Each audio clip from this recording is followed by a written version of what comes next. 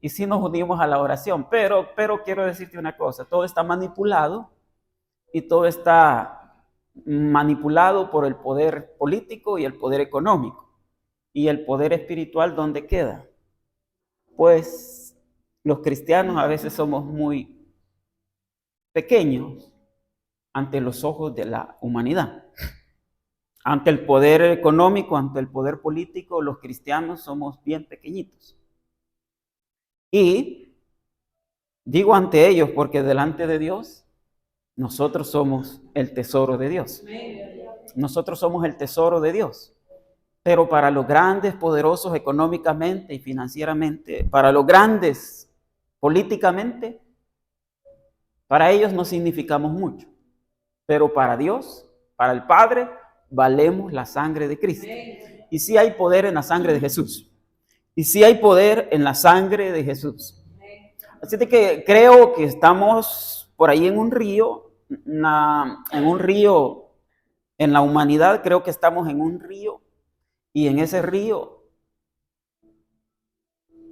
lleva fuerza política, fuerza económica y otro tipo de poderes. Pero creo que estamos en el propósito de Dios. Creo que estamos en el propósito de Dios. Gracias a Dios por este lugar. No termino de darle gracias a Dios por este lugar. Que al estar en este lugar podamos alabar y adorar a Dios.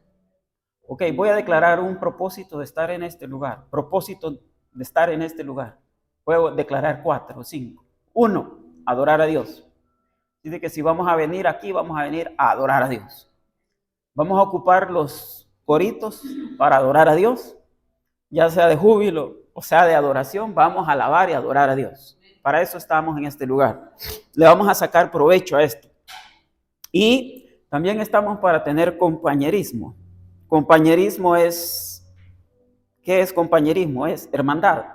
Si vamos a tener la mayor hermandad posible, cuidadito con los chismes y con los chambres. Al contrario, vamos a tener que ser canal de bendición espiritualmente para otros, y si no oras por otro, no lo critiques. Si no bendices a otro, no lo critiques. Que tu boca sea canal de bendición. Así es que número 2, además de alabar y adorar a Dios, vamos a hacer hermandad, vamos a tener compañerismo. Y tercero, pues que sirva este lugar para discipular, hacer discípulos. Yo creo que hay que hacernos cada vez más crecer como discípulos de Jesús. Así que ocupamos este lugar para ser discipulados. Y además de eso, para evangelizar. Es decir, compartir las buenas nuevas de Jesús a otras personas. En una escala del 1 al 10, si Jesús hubiera calificado a sus discípulos,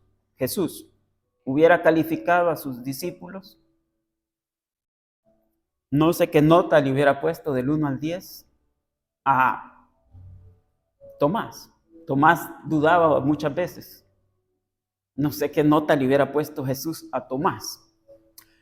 Si hubiera evaluado del 1 al 10 a Jacobo, que era uno de sus discípulos, preguntaría yo cuánto se hubiera sacado Jacobo.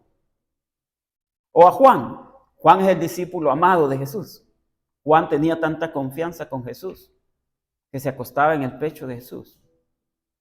De hombre a hombre, imagínate. Tener esa confianza es porque hay una confianza y un cariño muy especial. Sin malinterpretarlo, hoy en nuestros días se viera mal, pero en aquellos tiempos, el discípulo Juan se recostaba en el pecho de Jesús, lo cual significa un amor, una fraternidad fuerte entre Jesús y Juan. No sé si lo hubiera calificado Jesús del 1 al 10, no sé cuánto le hubiera puesto al final del camino. O quizás a Andrés, o quizás a otro discípulo, o a Pedro mismo. Yo me imagino qué nota le hubiera puesto Jesús a Pedro. Me llama la atención. Ahora yo pregunto, ¿qué nota nos pondría Jesús a nosotros? A mí o a ti. En cuanto a discípulos, 0, dice la hermana, sí.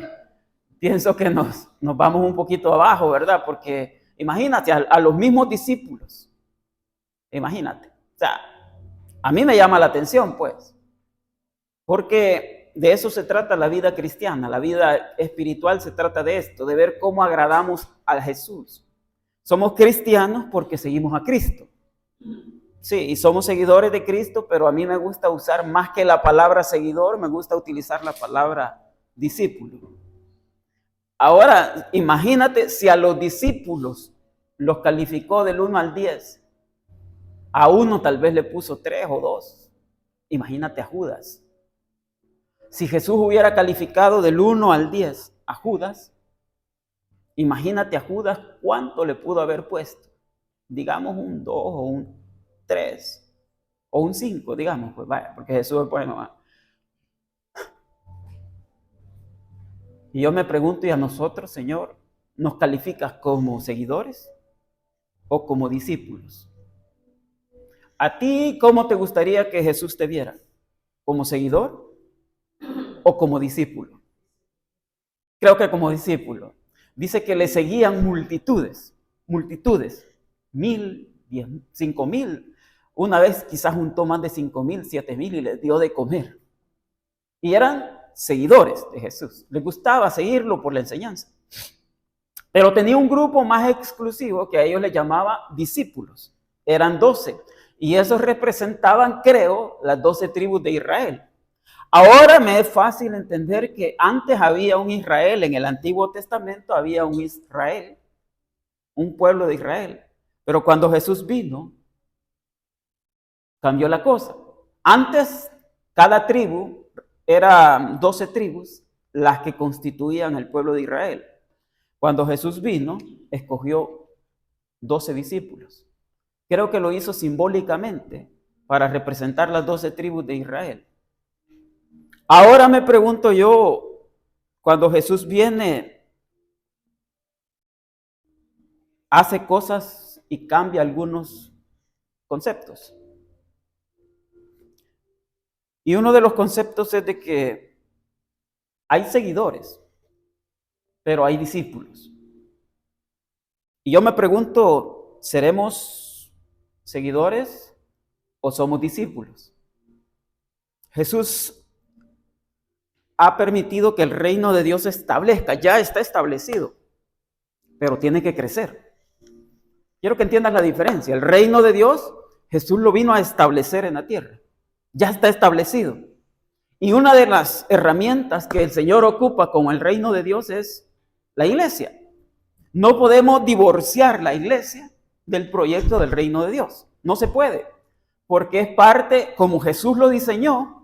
Jesús lo diseñó y dijo, este es el reino de Dios. Y parte, como del reino de Dios, es la estrategia de la iglesia o el cuerpo de Cristo. Es poderoso. Pertenecer a la iglesia es importante, pero creo que dentro de la iglesia hay seguidores y hay discípulos. No que Dios haga excepción de personas, no, sino que abre las puertas para que todos podamos llegar a ser discípulos. Di conmigo, discípulos.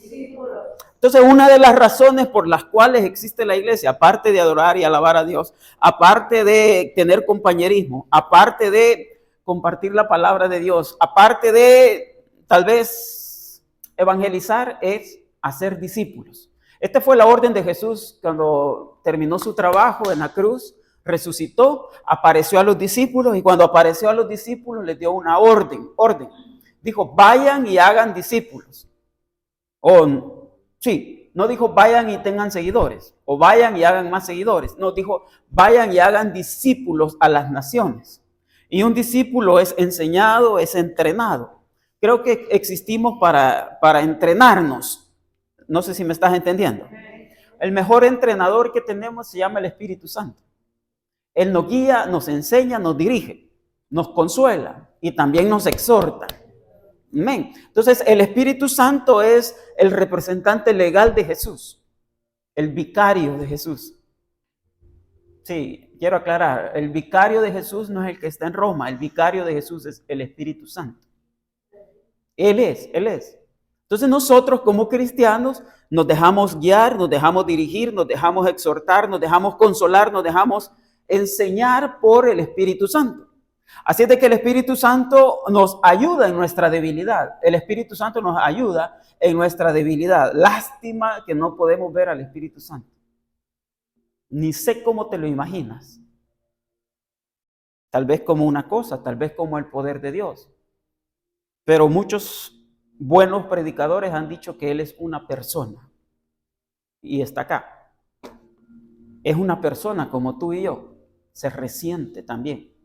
El Espíritu Santo se resiente muy fácilmente. Es muy resentido. Por eso dice la Biblia, no contristen al Espíritu Santo que está en ustedes. Aquí adentro, allá adentro de ti está el Espíritu Santo. Misterio tremendo. Él es una persona y se siente muy dañada cuando tú lo ignoras o cuando tú no colaboras con él. Oí una prédica muy poderosa hace 15, 20 años atrás que se llama Colaborando con el Espíritu Santo. Un pastor muy bueno hizo una predicación que se llama Colaborando con el Espíritu Santo. Dice, te tienes que dejar guiar, tienes que platicar con Él y tienes que dejar que Él te enseñe, que te dirija, que te diga qué hacer. Y es bien difícil. Si no nos dejamos guiar por alguien que vemos, bueno, a nosotros los hijos nos cuesta dejarnos guiar por nuestros padres. A todos nos pasó, todos fuimos hijos acá. Y a nosotros como hijos nos cuesta dejarnos guiar por nuestros padres.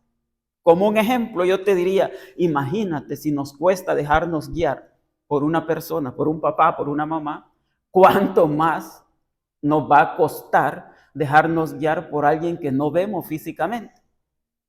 Que así como al cálculo, al tanteo, decimos nosotros, ¿verdad? Vamos tratando de entenderlo. Y por capricho muchas veces no colaboramos.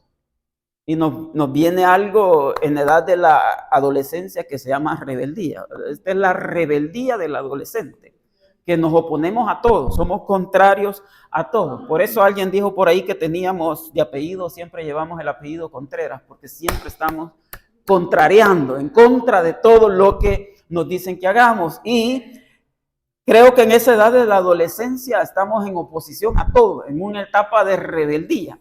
Y entonces, en esa etapa de rebeldía, ni hacemos, ni logramos, ni alcanzamos.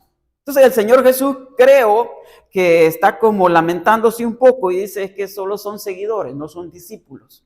Una de las diferencias entre ser seguidor a ser discípulo es que aprendemos de Jesús, nos dejamos guiar por Jesús, es decir, por el Espíritu Santo. En el sentido de que Jesús resucitó, está sentado a la diestra del Padre y nos ha dejado al Espíritu Santo. Imagínate, hace 2000 años más o menos, hace 2000 años, los que vieron a Jesús tuvieron la bendición por lo menos de verlo físicamente y decir, es el Hijo de Dios, el Mesías, la segunda persona de la divinidad. Pero imagínate que Él se va y nos deja el Espíritu Santo, que es invisible. Ahora para nosotros es más difícil todavía. Si a Jesús, que lo vieron físicamente, les fue difícil decirle un sí, atenderlo y aceptarlo, imagínate hoy en día al Espíritu Santo, que es invisible, cuánto más, pero cuánto más. De por ahí se nos meten algunos caprichos, unas cosas medio raras a nosotros. Por eso es comprensible y da un poquito de pena. Yo digo, Señor, nos has dejado una tarea difícil, que hagamos discípulos es una tarea difícil. La palabra del Señor es, vayan y hagan discípulos a las naciones, vayan y hagan discípulos a las naciones. A ver, aquí tenemos por lo menos 2 o 3 naciones representadas.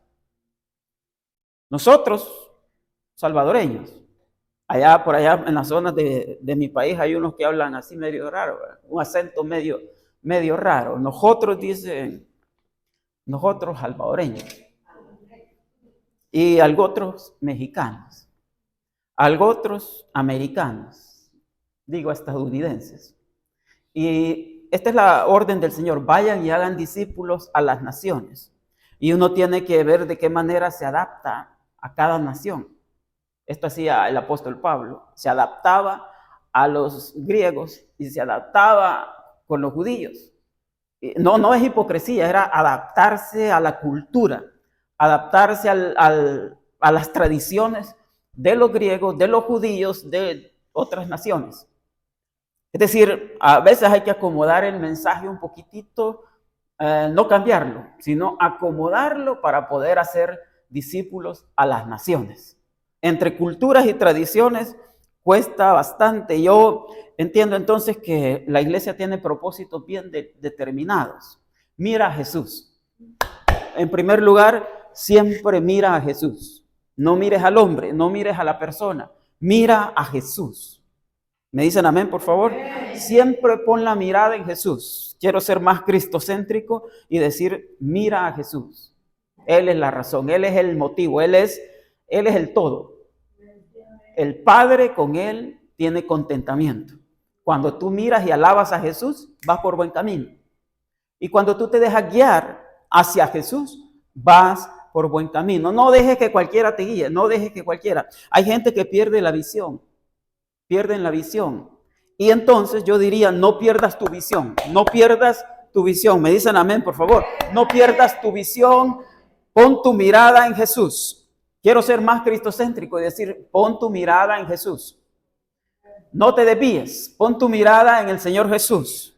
Ahora, ¿para qué entonces existe la iglesia? Para discipular, para alabar a Dios, para adorar a Dios, para evangelizar, para discipular, que significa hacer alumnos para Jesús. Hay que hacer alumnos para Jesús. Existió por ahí un modelo piramidal de crecimiento de las empresas, donde afiliaban y hacían crecer empresas, más que todo las empresas de ventas, hacen crecer sus proyectos a través de redes. Esas redes de crecimiento son redes piramidales y esas redes en algún momento se vieron un poco mal. Algunos sufrieron procesos incluso legales porque estaban haciendo un poco de trampa. Pero al ver a Jesús, Jesús quiere que yo me convierta en reproductor de más personas, reproductor del proyecto de la cruz, reproductor del proyecto del reino de Dios, reproductor. ¿Para qué existimos entonces? Para eso. ¿Y por qué decimos lo mismo? ¿Por qué decimos lo básico? Bueno, porque antes de ir a lo más complejo tenemos que estar seguros en lo más básico. Me he topado con que no nos ponemos de acuerdo en lo más básico. Imagínate, si no nos ponemos de acuerdo en lo más básico, ¿cómo vamos a llegar a lo más grande, a lo más complejo? Es casi imposible, casi imposible. ¿Por qué? Porque tenemos una visión muy natural, muy humana, muy carnal. Tenemos una visión muy carnal y mientras eso no cambie, no vamos a avanzar. Eso dice la Biblia. Hicimos una predicación hace un par de meses y dijimos, ¿cómo caminarán dos si no se ponen de acuerdo? De allí sacamos un tema que se llamaba el poder del acuerdo. Pero es que si yo ando en una visión espiritual y anda en la visión de la carne, entonces no nos vamos a poner de acuerdo. Si yo tengo una visión espiritual y tú tienes una visión natural muy materialista, no nos vamos a poner de acuerdo. Entonces, para poder ponernos de acuerdo, tenemos que estar parados y tener la mirada puesta en Jesús. Solamente en Jesús. Si no, no vamos para ningún lugar. Quiero leer el libro de Mateo. Mateo, libro de Mateo, el capítulo que leo es el capítulo 11, versículo 34. Mateo capítulo 11, versículo 34.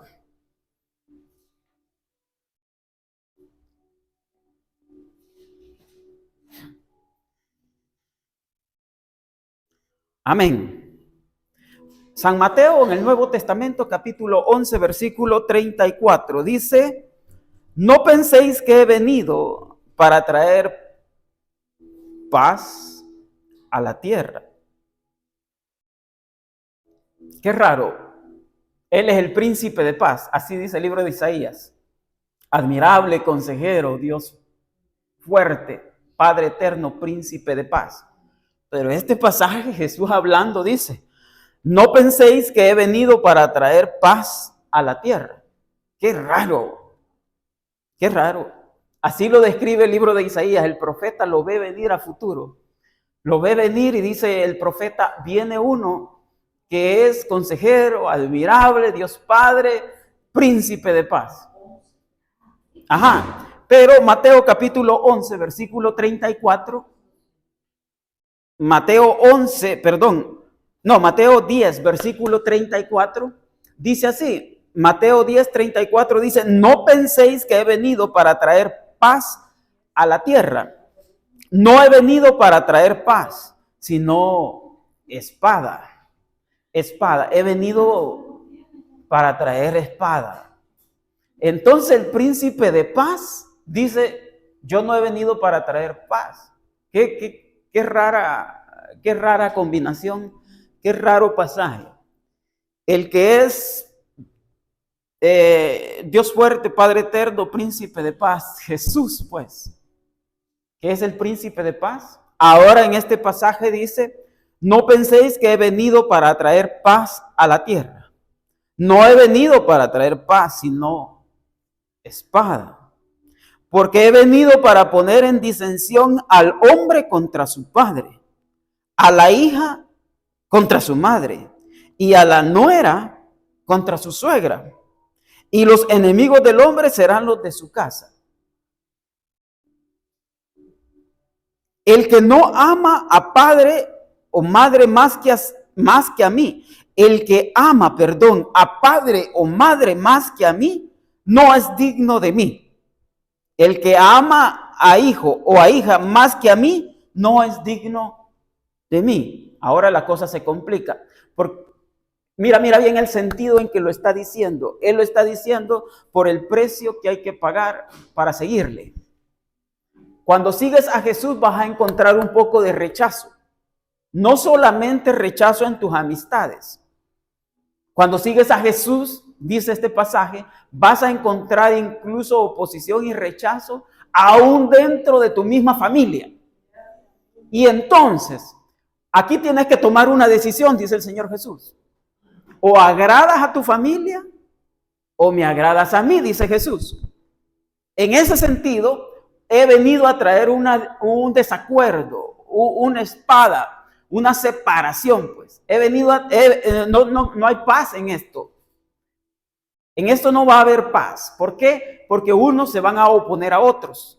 Es más, cuando sigues a Jesús, tus amistades se te alejan. Es decir, antes sí había para ir a tomar. Sí, sobraban las invitaciones a ir a tomar, a ir al party o a ir a cualquier lugar. Pero cuando viene Jesús y transforma tu vida, le das otro sentido a tu vida y dice, las cosas cambian.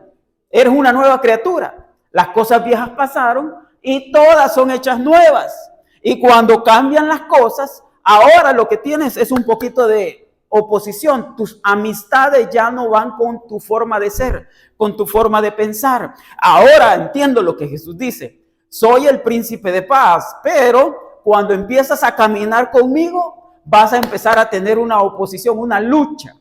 Y esa lucha es una lucha espiritual. Di conmigo espiritual.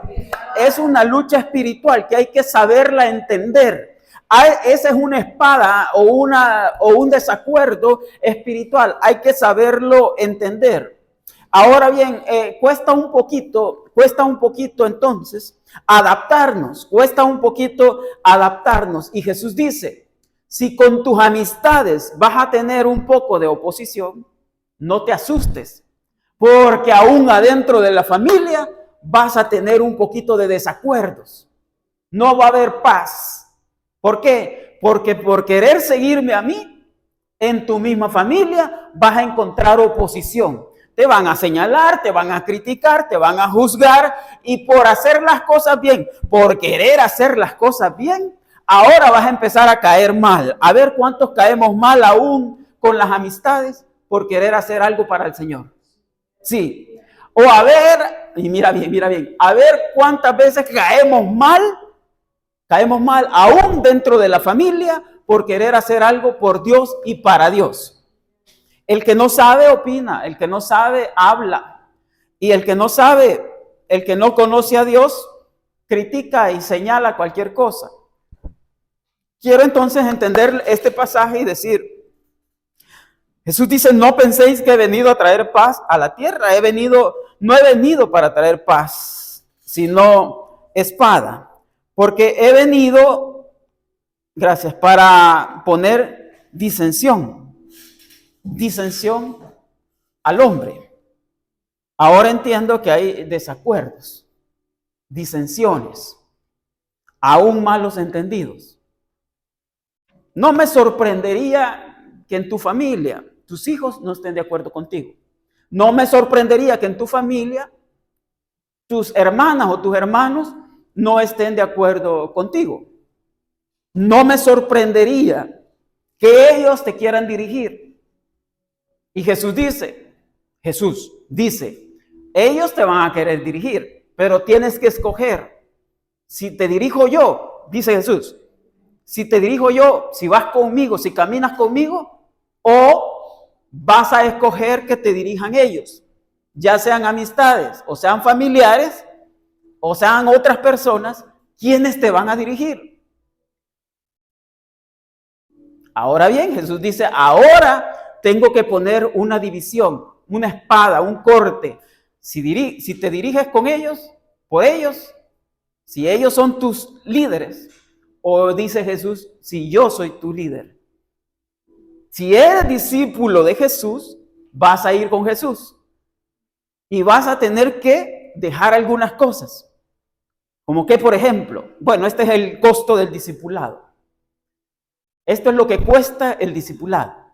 Está Pedro por ahí pescando, tirando sus atarrayas, sus redes, agarra una cantidad enorme de pescado y se asusta, porque ha pasado toda la noche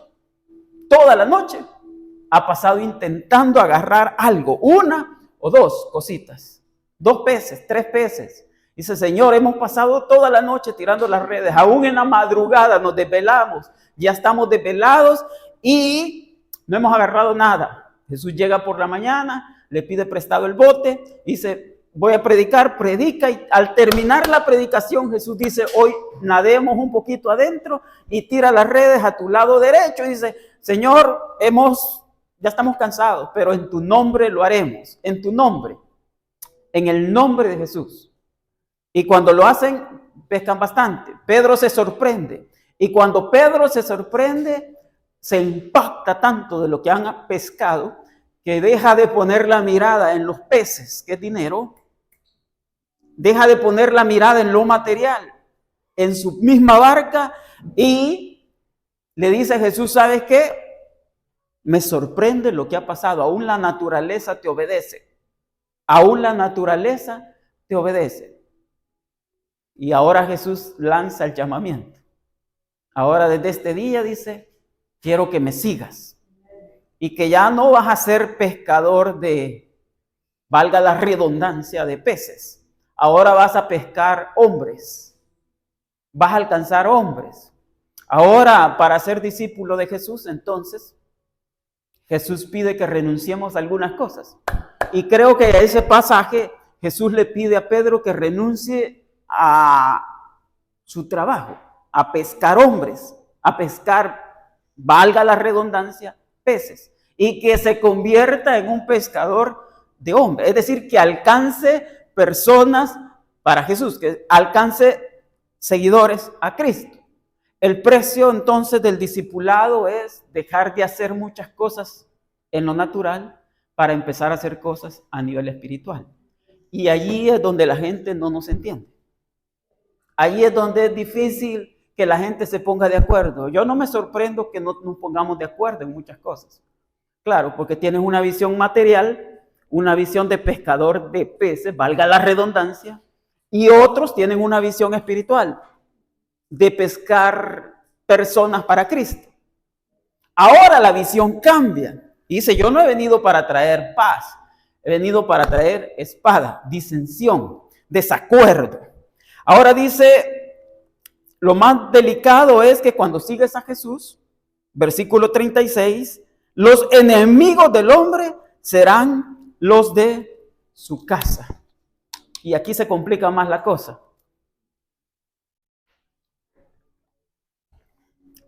Porque uno esperaría que cuando se involucra con Cristo, cuando te metes en el río de Dios, los demás de tu casa te sigan. Pero ¿qué crees? Pasa todo lo contrario. Pasa todo lo contrario.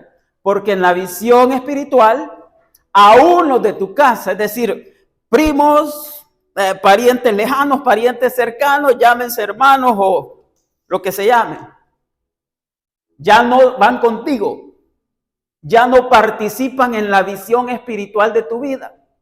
Yo tengo una visión espiritual y los de la familia tienen una visión diferente.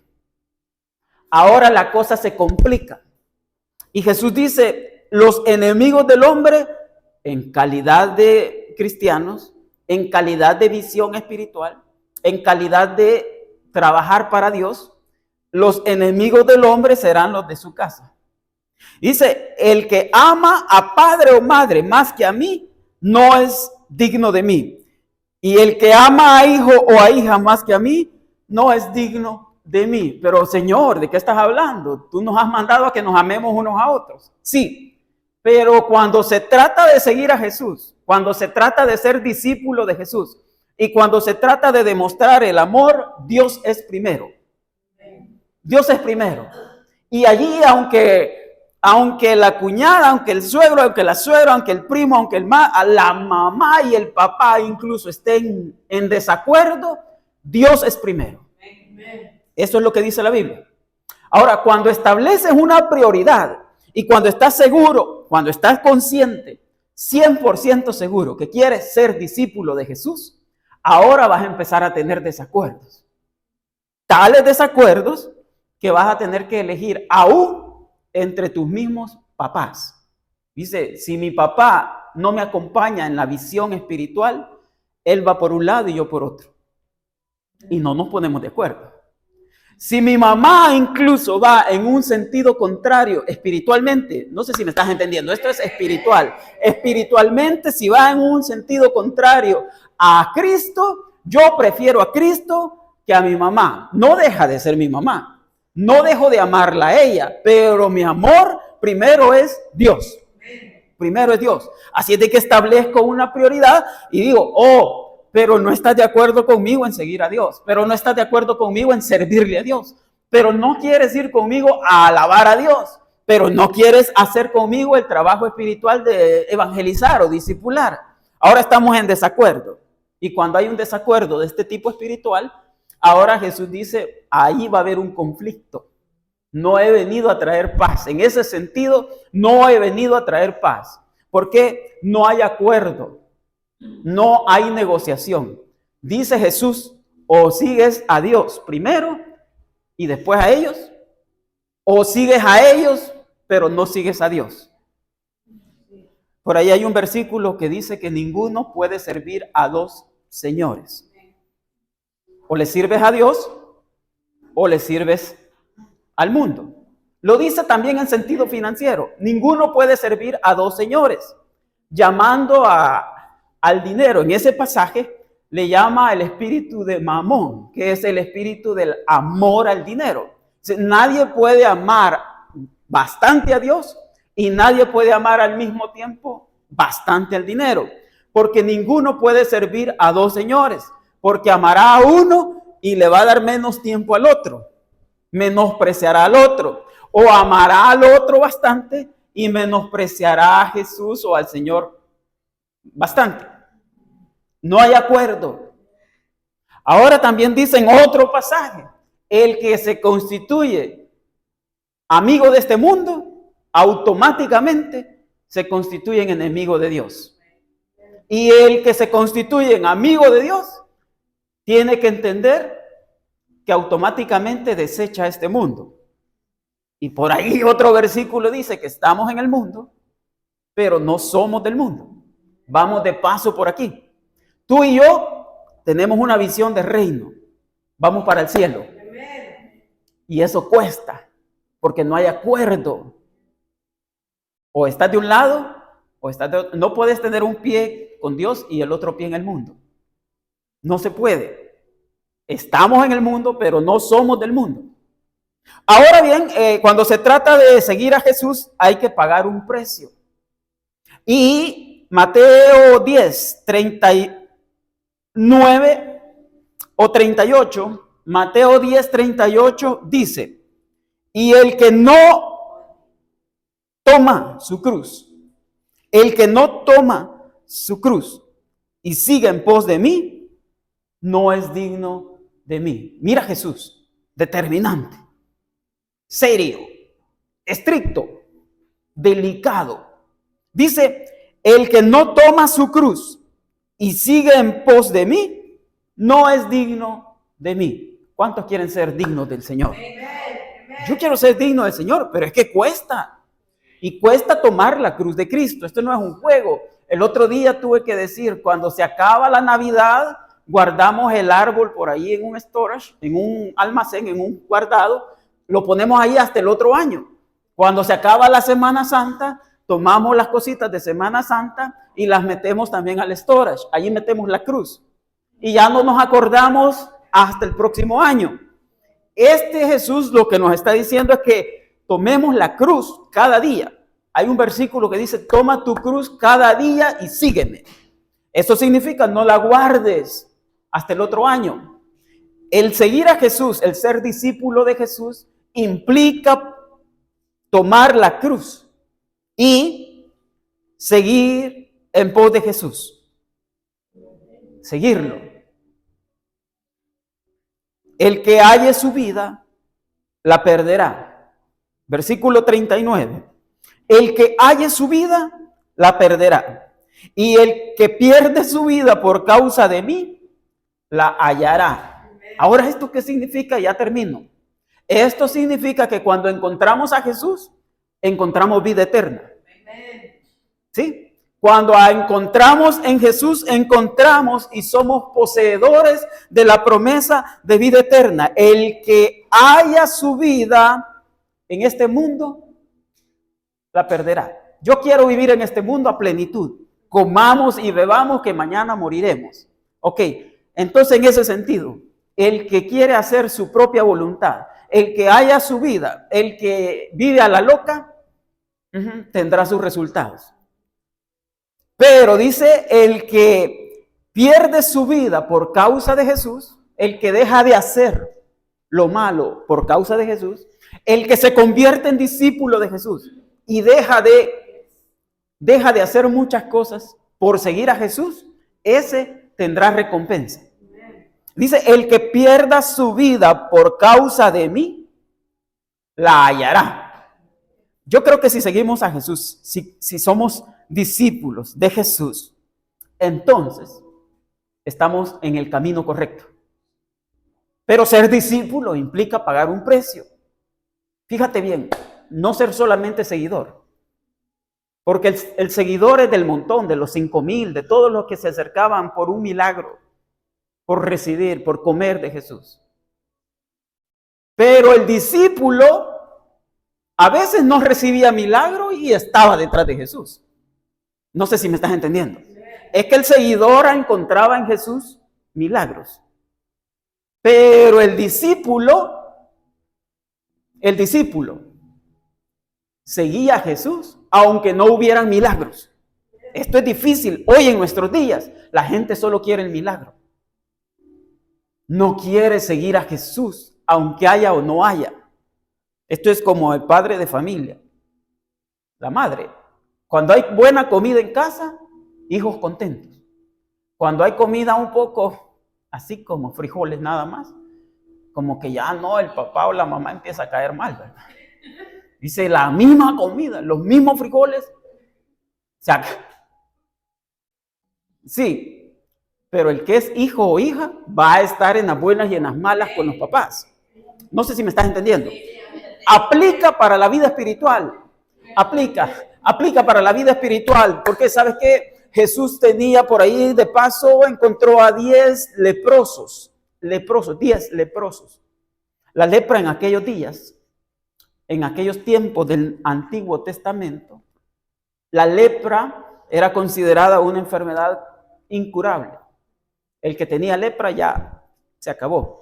Después de hacer estudios, después de los avances tecnológicos y el avance en la medicina, se encontró que una bacteria casi parecida a la que produce la tuberculosis es la que produce la lepra. Es decir, Mycobacterium tuberculosis y Mycobacterium de lepra. Pero para aquellos años no había cura. Hoy sí hay cura. Pero hay un grupo de enfermedades que se llaman enfermedades emergentes. Pasó con el SIDA ahí por los 80, 90. El SIDA fue una enfermedad emergente tremenda. Para mientras hallaban un alivio, una cura, eso era fatal. Entonces sí la gente decía, no vamos a tener relaciones fuera del matrimonio. Peligroso. Pero después hallaron una cura y la gente dijo, hoy sí, ya está la cura, hoy sí. Hagamos fiesta. Después vino otra enfermedad y después vino el famoso, sí, el famoso virus. Cuando vino este virus, allí nos metieron, nos encerraron, nos pusieron máscara y todo, por prevención. No había cura. Miles y miles muriéndose. ¿Sí? Para los tiempos del Antiguo Testamento, la lepra no tenía cura. Allá se encontró el general de la guardia de un lugar que se llamaba Siria, Naamán, tenía lepra. Y, wow, es el general de la guardia del rey. O sea, máximo. Va y busca al profeta. Otro día vamos a predicar de eso. El profeta le mandó a meterse en el río. Y Naamán dijo, no, esa actitud es peligrosa. Naamán dijo, no, si para ir al río este que me estás mandando, allá en mi pueblo hay mejores ríos. Allá me hubiera metido. El criado, el ayudante, el chalán, no sé cómo le llaman. La chan, no sé. Le dijo, mira, con todo respeto, general, con todo respeto, Naamán, el profeta, el siervo de Dios te está mandando a ese río. ¿Qué te cuesta irte a meter a ese río? Métete. Y 7 veces le dijo. Y se fueron. Pero esa actitud del general de la guardia hacia el profeta hizo que pasaran cosas que otro día vamos a entender. La lepra que tenía Naamán era incurable y Jesús se topó con 10 leprosos. Y cuando Jesús se topa con 10 leprosos, 10, ora por ellos, no sé si te recuerdas de la historia, ora por ellos y les sana 10 leprosos, 10, todos sanos. Y solo uno solo regresó a Jesús a darle las gracias. Y dijo, déjame seguirte. Uno de los 10. ¿Por qué hago referencia a eso? Porque cuando somos discípulos de Jesús, la gente, los seguidores van y reciben el milagro y se van a saber para dónde. Pero tal vez uno regresa agradecido y se acerca a Jesús y se postra y le da las gracias. Y le dice, déjame seguirte. Y yo entiendo que cuando se trata de ser seguidor de Jesús, los seguidores reciben milagros. Imagínate darle de comer a 5,000. Por lo menos eran más, pero 5,000. Reciben el milagro y después se va cada quien para su casa. Pero el discípulo se mantiene con Jesús. Es tiempo de que la gente deje de ser seguidor de Jesús y pase a ser discípulo de Jesús. Pero eso implica pagar un precio, ser agradecido y hacer las cosas como Jesús manda. No como yo digo, no como tú dices, como Jesús dice. La rebeldía al Padre le cae mal. Quiero que entiendas eso. Para ser discípulo de Jesús, necesito renunciar a mi barca, renunciar a mis redes, renunciar a mis proyectos. No sé si estás de acuerdo conmigo. Y convertirte en no solamente seguidor, sino discípulo. Esto le dijo Jesús a Pedro: deja tus redes y sígueme. Le dijo al cobrador de impuestos: amate, sígueme. Cuando le dice sígueme, les está lanzando un reto a dejar de hacer lo que están haciendo todos los días. No sé si me estás entendiendo.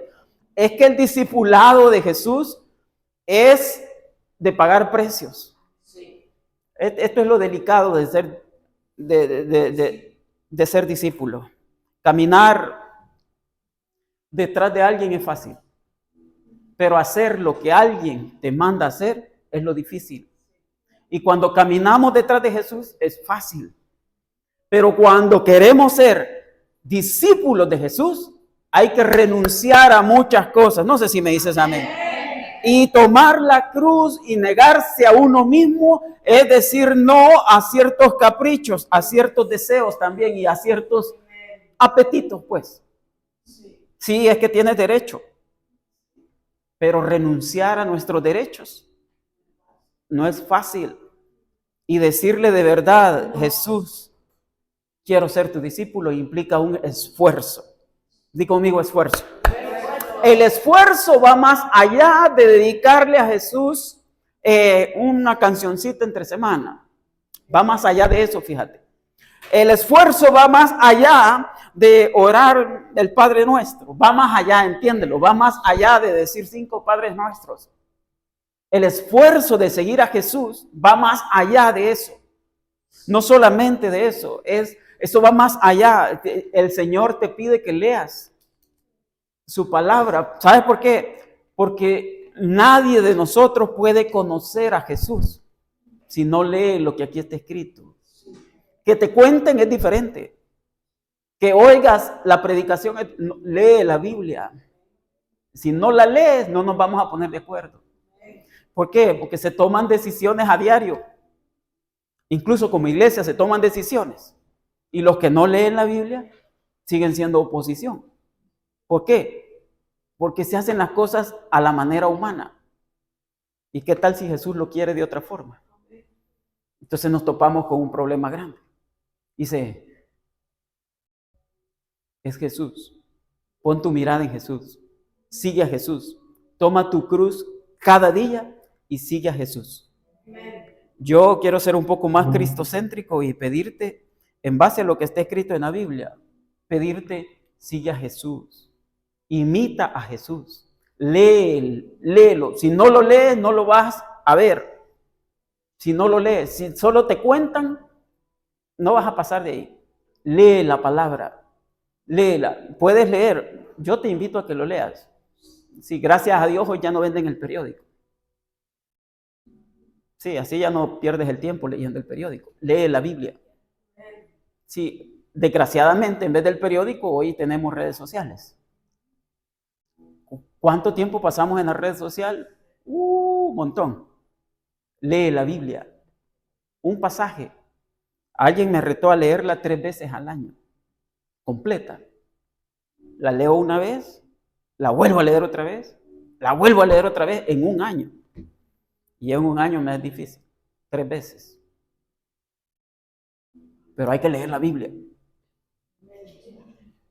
Lee la Biblia. Y después hablamos. Sí, lee la Biblia y después nos ponemos de acuerdo. Pero no quieras que nos pongamos de acuerdo sin que leas la Biblia. No nos vamos a poner de acuerdo. Lee la Biblia, ora y después nos ponemos de acuerdo. Lee la Biblia, ora y después nos ponemos de acuerdo. Antes no lo vamos a hacer. ¿Por qué? Porque con una mentalidad carnal y con una mentalidad espiritual no nos vamos a poner de acuerdo. No he venido a traer paz, dice el príncipe de paz. No he venido a traer paz, sino desacuerdo, disensión, aún entre la misma familia, dice Jesús. ¿Por qué? Porque yo soy primero, dice Jesús. Porque Dios es primero. Así de que lee tu Biblia y ora. Después hablamos. Después nos ponemos de acuerdo. Pero no creas que nos vamos a poner de acuerdo si no lees la Biblia. Porque aquí está la estrategia, aquí está siempre vamos en contrasentido, siempre vamos en contra de la voluntad de Dios. Siempre tenemos que ir en contra de la tendencia, en contra de la tendencia. ¿Por qué nos va mal? Vamos en contra de la tendencia. Estoy en contra de lo que Dios quiere, estoy en contra de la voluntad de Dios. No, lee tu Biblia, practícala, lee tu Biblia. Yo voy a pedirte, por cuestión de tiempo, termino acá, pero quiero pedirte en el nombre de Jesús. Hoy te vas, entre semana, lee tu Biblia. Busca Naamán y lee el pasaje. Naamán. Léelo ahí en tu Biblia. Si tu Biblia está en el teléfono, léelo en el teléfono. Pero lee y te vas a dar cuenta. Cuando se trata de seguir a Jesús, hay que renunciar al yo. Hay que renunciar al capricho, hay que renunciar a lo que yo digo, hay que renunciar a mi forma de ser, de pensar. Es que los años me han enseñado de esta forma, aún eso hay que renunciar. Es que de niño aprendí a hacerlo así, es que mis papás me enseñaron a hacerlo así. Ajá, el Señor dice, hoy yo te voy a enseñar a mi manera, como está escrito acá. Dice, eso es lo que cuesta seguir a Jesús. Renunciar, es que mi escuela fue otra. Es que en mi país las cosas se hacían diferentes. Es que en mi casa las cosas se hacían diferentes. Es que yo aprendí porque me dolió. He aprendido a tropezarme una y otra vez y el Señor le dice, Pedro, vuelve a echar la red. Pero hoy, como yo digo, y echó la red. ¿Y qué crees? Agarraron gran cantidad. Ahora Jesús le dice a Pedro, hoy quiero que seas mi discípulo. Deja las redes.